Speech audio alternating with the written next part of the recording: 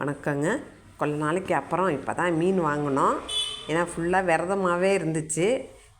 சூரசம்பாசனம், அப்புறம் கார்த்திகை, அன்னாபிஷேகம் அப்படின்னு ஒவ்வொன்றா வந்துக்கிட்டே இருக்கவும் நாங்கள் கவிச்சே எடுக்கலை. இப்போ தான் எடுத்தோம். பாருங்கள், 2 கொடுவா தான் வாங்கினேன். தலையும் வாலும் போட்டு குழம்புக்கு எடுத்து வச்சுட்டு துண்டெல்லாம் போட்டு மசாலா போட்டு வறுக்கிறதுக்காண்டி பரட்டி வச்சுட்டேன்.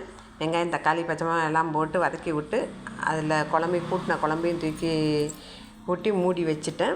குழம்பு நல்லா கொதித்தோடனே இந்த பாருங்க பரட்டி வச்சுட்டேன்.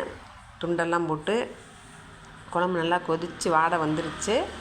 நம்ம திறந்து பார்ப்போம். இந்த பாருங்க, அதை அப்படியே ஒரு கிண்டி விட்டுட்டு கிண்டி நல்லா வாசம் வந்தோடனே இந்த மீன் எல்லாத்தையும் போடுவோம். கொஞ்சம் மாங்காய் இருந்துச்சு, அதுதான் ஒரு 3 துண்டு மாங்காய் இருந்துச்சு. சரி, வாசத்துக்கு தானே அப்படின்னு சொல்லிட்டு போட்டோம் போதும்னு. இந்த குழம்பு வந்துட்டு மறுநாள் சாப்பிட்டா தாங்க மீன் குழம்பே நல்லாயிருக்கும். நாளை விட மறுநாள் நல்லாயிருக்கும். எனக்கு வந்துட்டு மறுநாள் சாப்பிட்டா தான் ரொம்ப பிடிக்கும்.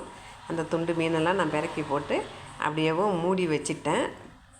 தலைவாலும் குழம்பு மீன் யாருக்கு அவ்வளோவா பிடிக்காது, நான் தான் சாப்பிடுவேன். வெறும் நல்லா கொதித்து வெந்துருச்சு.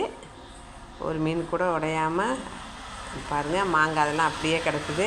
ஒரே ஒரு துள்ளு கண்டை ஒன்று கிடச்சி, அதையும் குழம்புலேயே போட்டேன் நான். வச்சுட்டு அந்த பெரட்டி வச்ச மீனெல்லாம் சரி வறுத்துருவோம். ஒரு எண்ணெய் சட்டியை வச்சு தோசைக்கல்லை வச்சு அதில் எண்ணெயை கொஞ்சமாக ஊற்றி அப்படியே அந்த மீனை ஒவ்வொன்றாவும் போட்டு வறுத்து எடுத்துக்க வேண்டியதான். இந்த கொடுவா மீன் வந்துட்டு பிள்ளைங்களுக்கு முள் இல்லாமல் இருக்கும். குழந்தைகளுக்கு எல்லாத்துக்கும் கொடுக்கலாம், முள்ளே இருக்காது. அது மேலே கொஞ்சோண்டு கருவேப்பிலை போட்டோம்னாக்கா மீன் நல்லா வாசமாகவும் இருக்கும்.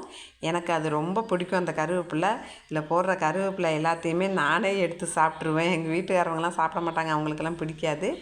அதனால் அந்த கருவேப்பிலை எப்போயுமே மீன் வறுக்கையில் அதில் கருவேப்பிலை போட்டு அந்த கருவேப்பிலையை சாப்பிட்டு பாருங்களேன். நல்லா டேஸ்ட்டாக நல்லாயிருக்கும். நல்லா மொறுமொறுன்னு இருக்கும். நல்லா உரப்பு சிறப்பாக நல்லாயிருக்கும். நீங்களும் அது மாதிரி எப்போயும் சாப்பிட்டு பாருங்கள். அப்படின்ட்டு எடுத்து அதை கொஞ்சமாக வறுத்து ஒரு பிளேட்டில் எடுத்து வச்சுட்டேன்.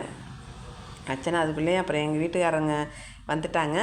வரவும் அந்த சாப்பாடு எல்லாத்தையும் கொண்டே ஹாலில் வச்சு எங்கள் வீட்டுக்காரவங்களுக்கு சாப்பாடு போட்டு கொடுத்துட்டேன். இந்த வீடியோ வந்துட்டு எங்கள் தச்சு தான் எடுத்துக்கிட்டு இருக்காரு, எங்கள் 2 பேர்த்தையும். இப்போ சாப்பாடை நான் போட்டு கொடுக்காம தச்சு எடுத்துக்கிட்டு இருக்காரு. இன்னும் அவர் சாப்பிடலை. இந்த எங்கள் வீட்டுக்காரவங்களுக்கு போட்டு கொடுத்துட்டு அதுக்கப்புறம் சரி தம்பிக்கு போட்டு ஊட்டி விட்டுக்கலாம் அப்படின்னு சொல்லிவிட்டு அவங்களுக்கு போட்டு கொடுத்துட்டு அதில் உள்ள கருவேப்பிலைலாம் நான் எடுத்து சாப்பிட்டுட்டேன். எனக்கு அந்த கருவேப்பிலைனாக்கா ரொம்ப பிடிக்கும். நீங்களும் இது மாதிரி போட்டு சாப்பிட்டு பாருங்களேன், நல்லா டேஸ்ட்டாக இருக்கும். பாருங்கள். அப்புறம் தச்சுக்கும் சாப்பாடை போட்டு பிள்ளைக்கு அவனுக்கும் ஊட்டி விட்டுட்டேன். அவருக்கும் ஊட்டி விட்டுட்டு நானும் அப்படியே அதே பிளேட்லேயேவும் நானும் சாப்பிட்டுட்டேன். உங்களுக்கு யாருக்கெல்லாம் கொடுவா மீன் பிடிக்கும், இதில் உள்ள கருவேப்பிலை எல்லாம் பிடிக்கும்னு எனக்கு கமெண்டில் சொல்லுங்கள். இந்த வீடியோ பிடிச்சிருந்துச்சுன்னா ஒரு லைக் பண்ணி